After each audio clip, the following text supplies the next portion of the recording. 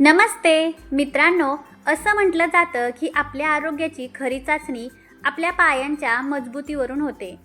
जसजसं वय 50 किंवा 60च्या पुढं जातं तसं अनेकांना चालताना पाय जड वाटणे, जिने चढताना श्वास फुलणे किंवा सांध्यांमध्ये कडकपणा जाणवणे अशा समस्या सुरू होतात. आपण याला वय झालं म्हणून सोडून देतो, पण खरं तर हा आपल्या शरीराने दिलेला एक संकेत असतो की त्याला पोषणाची गरज आहे. आजच्या व्हिडिओमध्ये मी तुम्हाला अशा 15 खास पदार्थांबद्दल सांगणार आहे जे तुमच्या पायांमधील गमावलेली ताकद परत आणतील. व्हिडिओ अत्यंत माहितीपूर्ण आहे, त्यामुळे शेवटपर्यंत नक्की पहा. पायांच्या आरोग्यासाठी 15 खात्रीशीर पदार्थ. नंबर 1, हिरव्या पालेभाज्या, विशेषतः पालक आणि कोबी. आपल्या स्नायूंची कार्यक्षमता टिकवून ठेवण्यासाठी मॅग्नेशियम हे खनिज अत्यंत मोलाचं असतं. पालक आणि पत्तागोबी यांसारख्या भाज्या मॅग्नेशियमचा नैसर्गिक साठा आहेत. हे खनिज स्नायूंना शिथिल करण्यास आणि त्यांची हालचाल सुलभ करण्यास मदत करतं, ज्यामुळे रात्री पायात गोळे येण्याचे प्रमाण कमी होते.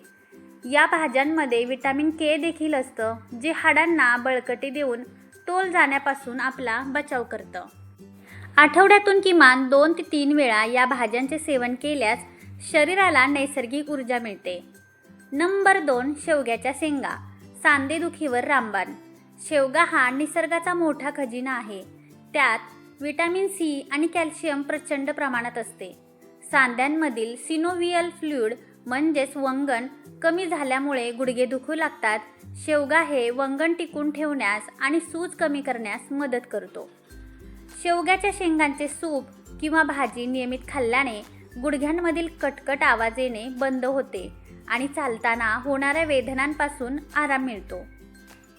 तुमच्याही पायात थोडे चालले तरी सारखं गोळे येत असतील, बसल्या जागी शिरा आखडत असतील तर कमेंटमध्ये हो असे नक्की लिहा. नंबर 3, पनीर किंवा सोयाबीन, शाकाहारी प्रोटीन. जे लोक अंडी खात नाहीत त्यांच्यासाठी पनीर किंवा सोयाबीन हा प्रथिनांचा म्हणजेच प्रोटीनचा सर्वोत्तम पर्याय आहे. स्नायूंची झीज भरून काढण्यासाठी आणि पायांचे स्नायू घट्ट ठेवण्यासाठी प्रथिनांची गरज असते. पनीरमधील पोषक तत्वांमुळे स्नायूंची लवचिकता वाढते, ज्यामुळे वय वाढलं तरी उठण्या बसण्याच्या हालचाली सहज होतात आणि शरीर आखडल्यासारखं वाटत नाही. नंबर 4, नाचणी, कॅल्शियमचा खजिना. उतार वयात हाडे ठिसूळ होण्याची म्हणजेच ऑस्टिओपोरोसिसची भीती असते. अशा वेळी नाचणी हे एक वरदान आहे, कारण यामध्ये दुधापेक्षा कितीतरी पट जास्त नैसर्गिक कॅल्शियम असते. हे कॅल्शियम हाडांची डेन्सिटी म्हणजेच घनता वाढवते, ज्यामुळे हाडे आतून पोकळ होत नाहीत. नाचणीची भाकरी किंवा गरम आंबील घेतल्याने पायांच्या हाडांना लोखंडासारखी मजबूती मिळते आणि फ्रॅक्चरचा धोका कमी होतो. नंबर 5, अंडी, उच्च प्रतीची प्रथिने. स्नायूंची झीज भरून काढण्यासाठी आणि नवीन पेशींच्या निर्मितीसाठी प्रथिनांची नितांत गरज असते. अंड्यामध्ये असलेले अमिनो ॲसिड शरीरासाठी अतिशय फायदेशीर ठरतात. यातील विटॅमिन डी शरीराला कॅल्शियम शोषण्यास मदत करतं, ज्यामुळे हाडं ठिसूळ होत नाहीत.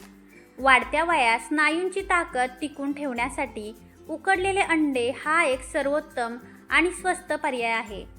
हे तुमच्या शरीराचा समतोल सुधारण्यास आणि हालचाली अधिक स्थिर करण्यास मदत करते.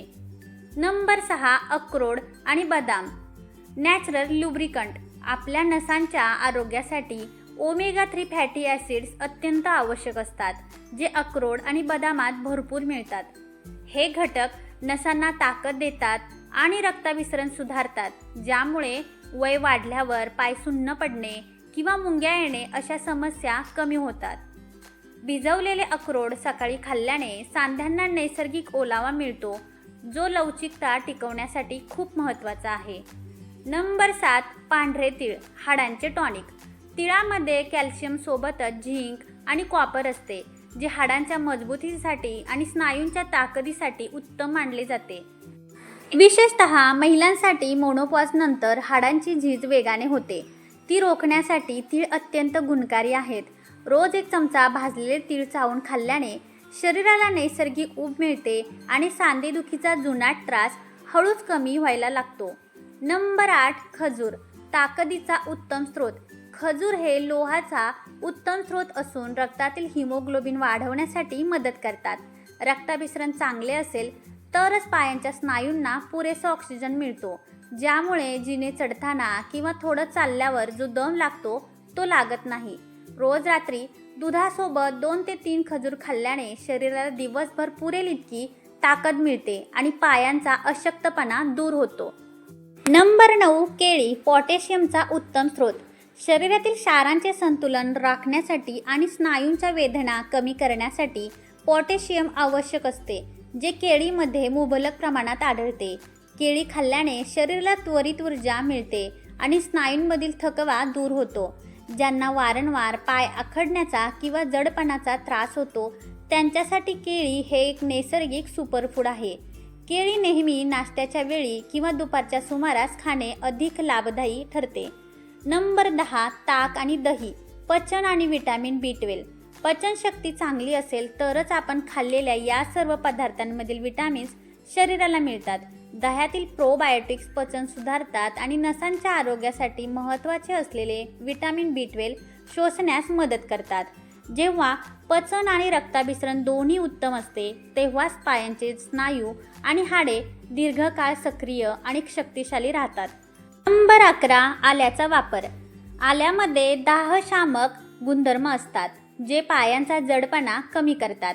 आले शरीरातील रक्ताभिसरण वेगवान करते, ज्यामुळे पायांच्या नसांना पुरेसा ऑक्सिजन मिळतो.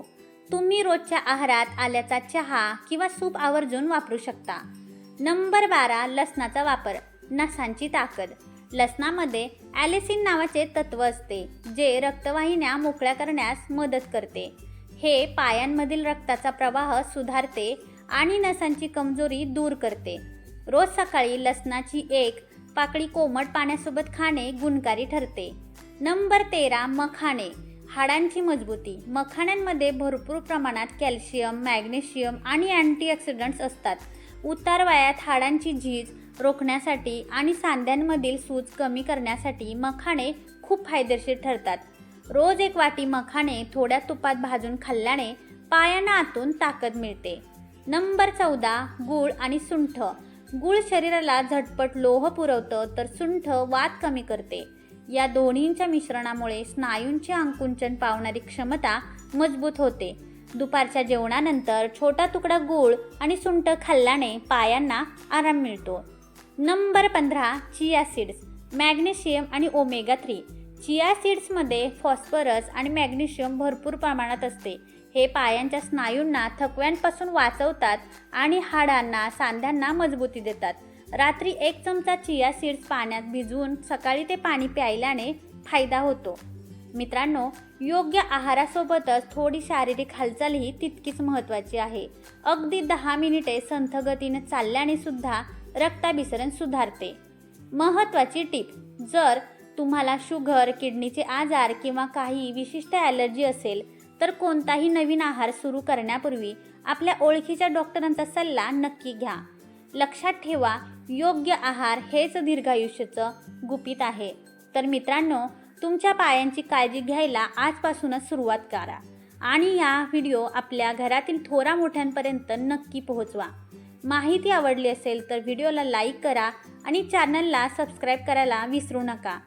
पुन्हा भेटूया अशाच एका उपयुक्त माहितीसह. तोपर्यंत निरोगी रहा, आनंदी रहा. धन्यवाद.